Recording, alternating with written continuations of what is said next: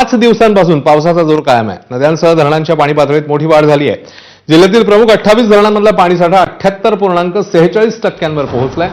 फणसाड, वावा, सुतारवाडी, आंबेघर, कोंडगाव, घोटवडे, कव्हेळे, उन्हेरे, पाभरे, संदेरी, वरंध, खिंडवाडी, कोथुर्डे, खैरे, भिलवले आणि मोरबे ही 15 धरणं 100% भरली आहेत।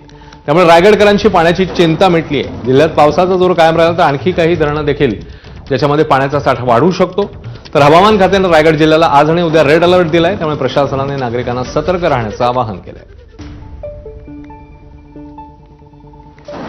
तर रायगड जिल्ह्यामध्ये पावसाने कहर केलाय। जिल्ह्यात सलग दुसऱ्या दिवशी 200 मिलीमीटरहून अधिक पाऊस झालाय। त्यामुळे नद्यांना पूर आलाय। कुंडलिका, सावित्री, पाताळगंगा आणि अंबा नद्यांनी धोका पातळी ओलांडली आहे। त्यामुळे महाड, रोहा, नागोठणे, खोपोली, रसायन आणि आपटा परिसरात पूरस्थिती आहे। तर महाबळेश्वर, पोलादपूर पट्टा आणि रायगड खोऱ्यात सुरू असलेल्या मुसळधार पावसामुळे सावित्री नदीने धोका पातळी ओलांडली। त्यामुळे महाड शहरात पूरस्थिती निर्माण झाली आहे। सावित्री नदीच्या पुरामुळे दादली, दस्तुरी पूल हे पाण्याखाली गेले आहेत।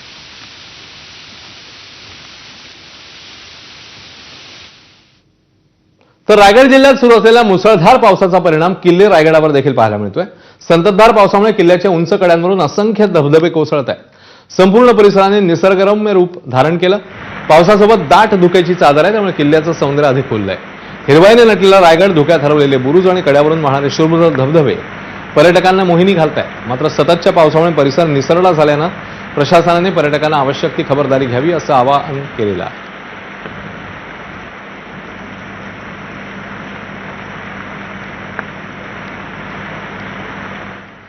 तर राज्यामध्ये पावसाचा जोर कायम असताना मुंबई आणि उपनगरांसाठी